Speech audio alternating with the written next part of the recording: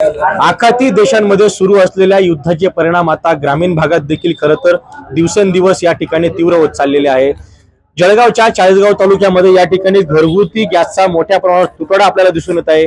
खरं तर नागरिकांच्या गॅस एजन्सी बाहेर ज्या रांगा आहे त्या कुठेतरी कमी होताना आपल्याला दिसून येत नाहीये आणि खरं तर उन्हातानामध्ये या ठिकाणी ग्रामीण भागातील असेल शहरी भागातील असेल ग्राहक जे आहे ते या ठिकाणी रांगेमध्ये उभे राहिलेले आहे।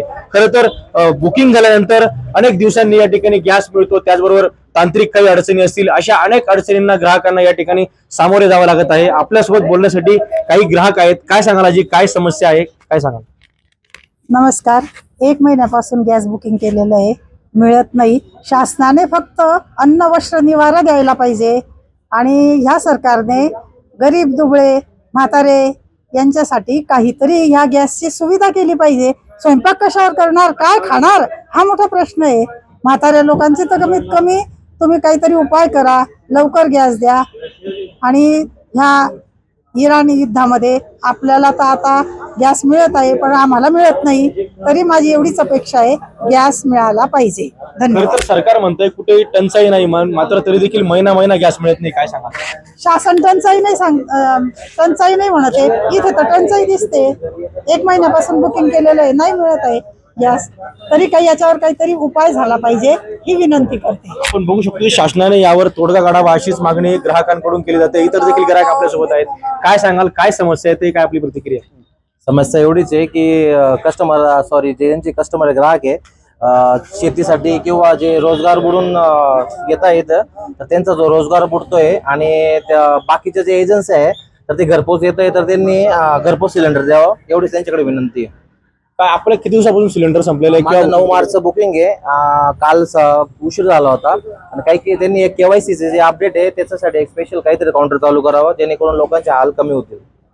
काय सांगाल सर, काम धंदे सोडून आपल्याला या ठिकाणी रांगेत उभं राहावं लागतंय, काय प्रतिक्रिया? आता मी 22 तारखेचं माझं बुकिंग आहे, 24 तारखेला मला OTP आलेला आहे, तर माझ्या घरपोच सिलेंडर यायला पाहिजे होतं। तर घरपोच सिलेंडर यायचा प्रॉब्लेम, मी ज्याला फोन करतोय, जो एजन्सीमध्ये फोन केला आणि जो सिलेंडर आपल्या घरपोच आणतो त्याला पण फोन केल्यानंतर त्यांचे मोबाईलच स्विच ऑफ आणि ते मोबाईलच उचलत नाही आपला, तर आपण काय करणार आहे? आणि आपण जर त्यांना सांगावं की तुम्ही आपल्या घरापर्यंत सिलेंडर आणा, तर काही प्रॉब्लेम ते आणूच शकत नाही, तर मग काय करणार आहे आपण काय सांगाल?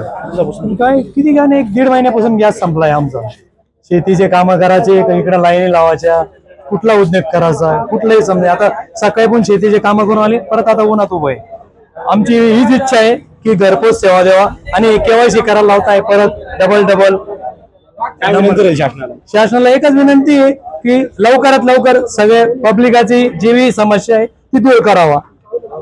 आपण बघू शकतो की KYC असेल, त्याचबरोबर LPG गॅस देखील महिना या ठिकाणी बुकिंग केल्यानंतर ग्राहकांना मिळत नाहीये आणि तीव्र प्रतिक्रिया या ठिकाणी ग्राहकांच्या उमटत आहेत। हेमचंद कुमार, TVN मराठी, चाळीसगाव, जळगाव।